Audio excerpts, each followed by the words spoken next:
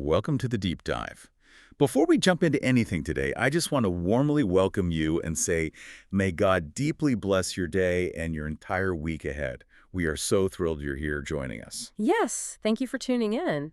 And you are going to want to settle in for this one. We really have a truly fascinating topic on the table today. We absolutely do. We are taking a massive deep dive into Exodus chapter 7. And to pull this off, we're drawing from the extensive research and study notes of two incredibly comprehensive texts. We have the Holman Study Bible and the NAA, or Nova Almeida Atualizada, Study Bible. Right, and if you're wondering why we're bringing in a Portuguese translation study Bible, it's because the historical and cultural footnotes in that specific edition are, they're absolutely top tier for understanding the ancient Near East. They really are. Our mission today is to look right past that familiar, sanitized flannel graph Sunday school version of the plagues that you probably grew up with.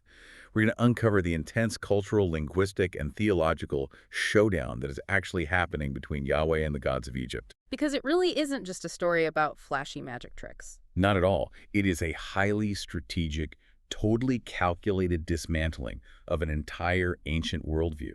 And the wildest part, it starts with a couple of octogenarians and a wooden staff. It really is a complete deconstruction of the Egyptian power structure. Yeah. When you read the text with the cultural context that these study materials provide, you start to realize that every single detail, every location, and every action is loaded with meaning. Like a cosmic chess match. Exactly. It's a cosmic chess match where one side is playing with ancient magic and political intimidation, and the other side is demonstrating absolute, unshakable sovereignty. Let's actually start with the players on that chessboard, because there's a detail right out of the gate that completely shifts how you picture this scene.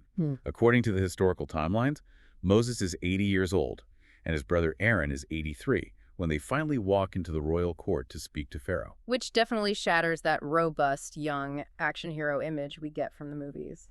Right. Usually at 83, you're looking at a quiet retirement, maybe taking up woodworking or spending time with grandkids. You're not usually marching into the throne room of an absolute dictator to spark a geopolitical crisis. No, you're really not. And it emphasizes something crucial about this narrative. The timeline for when these historical figures are utilized rarely matches our modern expectations of, peak performance or prime age. In this specific setup, Moses is essentially positioned to be like God to Pharaoh, with his older brother Aaron acting as his prophet or spokesperson. They are an incredibly unlikely, arguably fragile pair of messengers to take on the most powerful man on the planet. Which brings us to that powerful man. The text constantly talks about Pharaoh having a hardened heart. I think most of us just read that as him being incredibly stubborn. But does the original language carry a heavier meaning than just a guy refusing to change his mind? What's fascinating here is how the text describes that internal state, because stubborn doesn't quite capture the visceral reality of the Hebrew linguistics. The primary Hebrew word used here doesn't just mean a casual refusal to listen. It literally translates to heavy, cruel, or insensitive. It's a very physical description. Intensely physical. The study notes actually compare it to having a heavy liver. To give you a biblical contrast, the Holman text points to King Josiah later in history, whose heart was described as tender or soft when he encountered divine truth. Oh, wow. Yeah, so Pharaoh is the absolute polar opposite of tender. His heart is dense, heavy, and immovable. A heavy heart. That almost sounds like it has medical or spiritual weight to it. Was that specific phrasing the idea of a heart being heavy intentional for an Egyptian audience? Oh, it was incredibly intentional. This connects directly to ancient Egyptian mythology, which the original readers and the Egyptians themselves would have understood instantly. In their religion, the Egyptians believed that after death, a person's heart would be placed on a cosmic scale by the gods. Wait, so literally weighing a physical organ against a... Against a feather. Exactly. Yes. On the other side of the scale was a feather representing Mahat, which was their symbol of truth, justice, and cosmic order. If your heart was light, meaning you had lived a good, just, and balanced life, you were allowed to enter the afterlife.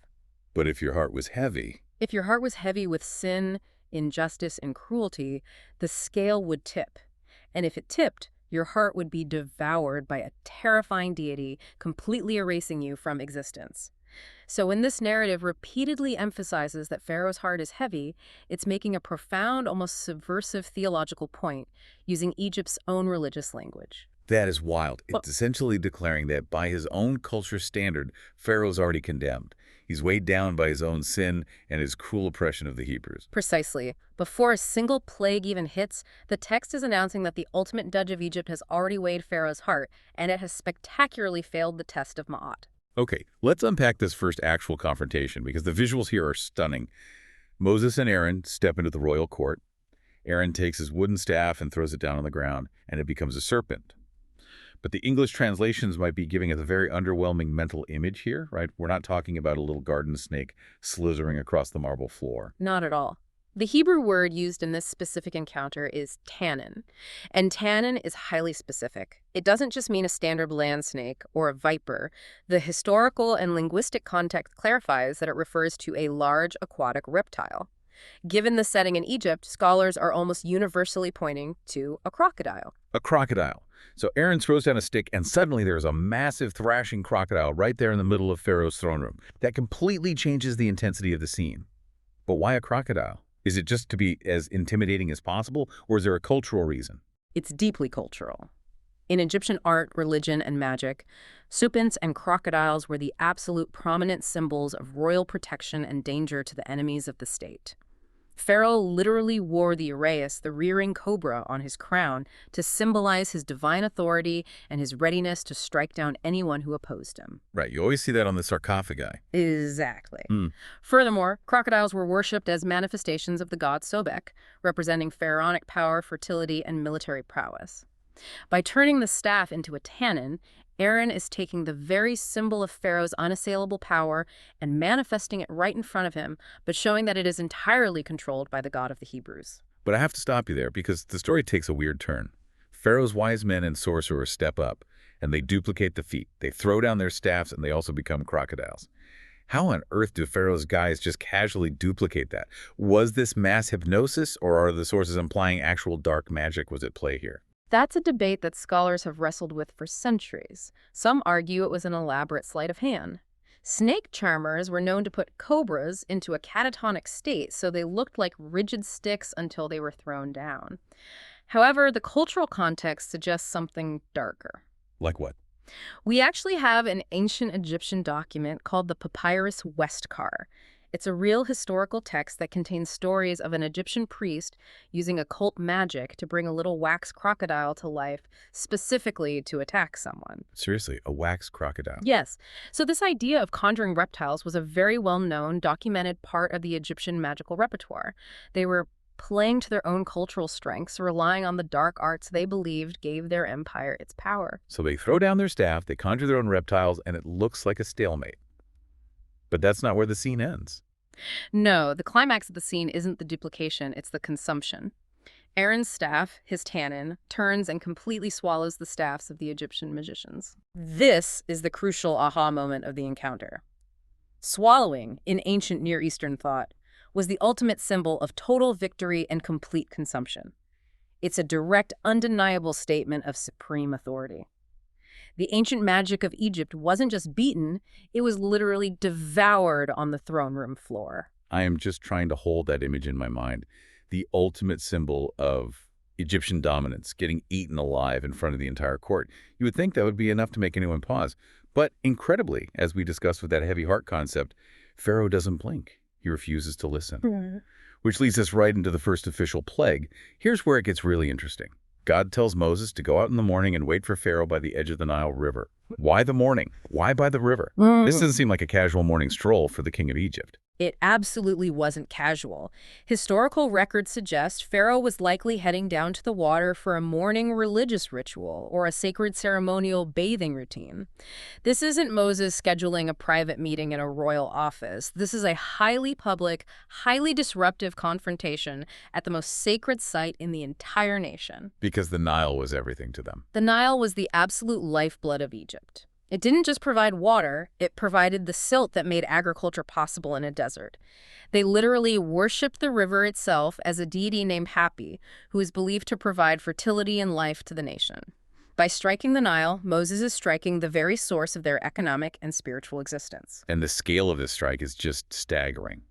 Moses and Aaron strike the water, and it turns to blood. Now, I know there's a debate about the mechanics of this. Was it literal, biological blood, or something else? Right. Scholars do debate the exact biological nature of the event. Some maintain it was literal blood, while others suggest it was a massive bloom of red algae or a torrential wash of red mud from upriver that caused the exact same catastrophic effect. But honestly, the mechanics don't change the devastation. The text is clear. The result was complete ecological collapse. The fish died immediately, which eliminated a major food source, and the river began to emit a horrific, inescapable stench. I'm trying to picture the logistics of this for the average person living in Egypt. So the main river is blood. But what about the water they already had in their houses? Were they safe if they just stayed inside and drank from a jug in the kitchen? That is where the terror of this event really sets in. The study notes highlight a terrifying detail about the sheer reach of this plague. It wasn't contained to just the main channel of the Nile. The text specifically states that it reached everywhere: their streams, their canals, their ponds, and all their reservoirs. And to answer your question, it even turned the water that was already drawn and stored inside people's homes in wooden and stone vessels into blood. Oh, wow. That is pure horror. Imagine waking up, going to your kitchen to pour a cup of water from a stone jar that you filled days ago, and out pours thick blood. There is literally no escaping it. There is no escape, and there is a massive dark irony here that the scholars point out. If you rewind the timeline back to the early chapters of Exodus, how did this specific pharaoh or his immediate predecessor try to control the Israelite population? He threw the baby boys into the river. He used the Nile River as a tool of genocide. He ordered the Hebrew baby boys to be thrown into the water to drown. Now, decades later, that very same river, which the Egyptians worshipped and which had swallowed the innocent blood of the Hebrews, is turned into an undeniable, inescapable source of death and stench. The poetic justice there is heavy. The river that drank the blood of the innocent is now choking on it. And obviously, there's the profound personal connection from Moses himself. Moses, the very man who is now raising his staff to bring judgment on this river, was placed in that exact same water as a baby in a basket to be saved from that genocidal decree. Yeah. The layers of meaning in this one location are just endless. They really are. It is an incredible act of divine justice coming full circle. And you would think, logically, that seeing the lifeblood of your entire nation turned into a foul, rotting mess would bring any leader to their knees. You would think Pharaoh would immediately ask how to fix it, but what actually happens? The magicians step up again. And this part always completely baffles me. The Egyptian sorcerers use their occult sciences, and they manage to replicate the plague. Right. They somehow find some unaffected water, maybe digging for it, and they turn that into blood, too. I have to laugh at the absurdity of this. The entire nation is out of drinking water. They're facing an unprecedented environmental disaster, and the magician's big flex to Pharaoh is, hey, boss, look, we can make more blood. This raises an important question, doesn't it? Why in the world would you make the problem worse? And that absurdity is exactly the point the text is making about human wisdom versus divine power. They replicate the disaster, but the sources heavily emphasize what they completely failed to do. They failed to reverse the plague. They couldn't clean it up. Exactly. They couldn't purify the water, they couldn't bring a single dead fish back to life, and they couldn't clear the horrific stench from the air. All they did was add to the destruction. True power in this context would be the ability to restore order and bring life. But all the human wisdom, all the occult magic, and all the institutional power of Egypt could only contribute to the chaos. And the human cost of that failure is heartbreaking. Because the magicians couldn't fix it, and the river was entirely undrinkable, the text notes that the Egyptian people were forced to frantically dig wells around the edges of the Nile. They are just desperately trying to find some groundwater that has been filtered through the dirt enough to drink. You have an entire nation in a panic, desperate for basic hydration, digging in the mud. So, knowing his country is in this state, how does Pharaoh react? This is where the true, devastating nature of that heavy heart is fully exposed. According to the historical account, Pharaoh simply turns around, goes back into his palace, and to quote the scripture directly, does not set his heart to this either. He just ignores it. He shows a total, chilling apathy. His country is literally stinking and dying outside his royal window. His own citizens are digging in the dirt for survival, and he just walks away. He completely ignores it. His pride and his stubbornness have completely blinded him to reality and stripped him of any empathy for the people he is supposed to be leading and protecting. That apathy is terrifying. It really shows how destructive a hardened, heavy heart can be, not just to the person who possesses it, but to everyone unfortunate enough to be under their influence. So what does this all mean? We've talked about ancient Egyptian magic, the weighing of the heart, crocodiles, and literal rivers of blood. But for you, the person listening to this right now in the modern world, why does this ancient showdown matter today? If we connect this to the bigger picture, we have to look at the central theme that ties all of these events together. This entire narrative, the staffs, the blood, the magicians, is answering one specific, incredibly arrogant question.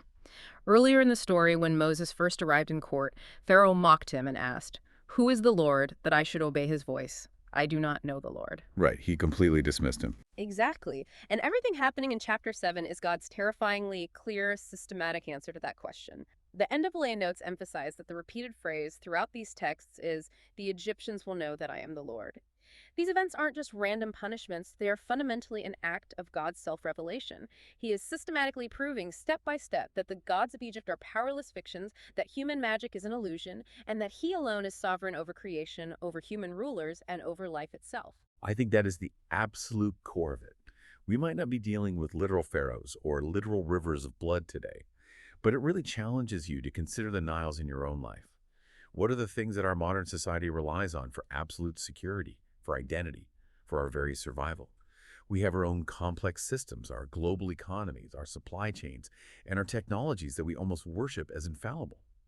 And just like the ancient Nile, those things can suddenly overnight become completely unreliable. They can turn toxic. When those systems inevitably fail, this ancient story asks us a very pointed question: where do we place our trust? Do we look to our modern magicians, the pundits, the politicians, the experts, who often only replicate the panic and add to the noise without offering any real solutions? Or do we look to a sovereign God who sits entirely above the chaos? That is the exact tension the text wants the reader to feel. It's the stark contrast between the failure of human wisdom and the reality of divine power. The magicians could conjure up a parlor trick, but they couldn't offer salvation or clean water. Pharaoh had all the wealth and military might in the ancient world, but his heavy heart rendered him incapable of leading or saving his people. It's a vivid reminder that our ultimate security cannot be grounded in anything this world offers, no matter how permanent it seems, because those things are incredibly fragile. It really shifts how you view the whole narrative. It's not just God flexing his muscles to scare a bad guy. It's a loving, yet incredibly firm dismantling of a false reality to show people where true life actually comes from. And that brings us to the end of our journey today. But before we go, we don't just want to leave you with a history lesson. We want to leave you with a provocative thought to mull over as you go about your week. If these ancient plagues were specifically designed to target and dismantle the false gods and the ultimate securities of ancient Egypt, what modern deities or deeply held societal assumptions might a sovereign God be trying to dismantle in our own culture today just to get our attention? That is a question worth a lot of reflection. It really is. Thank you so much for joining us for this deep dive into Exodus 7. We absolutely loved exploring the source material with you. And as we close out today, we declare that God blesses all of you listening. Have a truly wonderful week. Keep seeking the truth, and we will see you next time.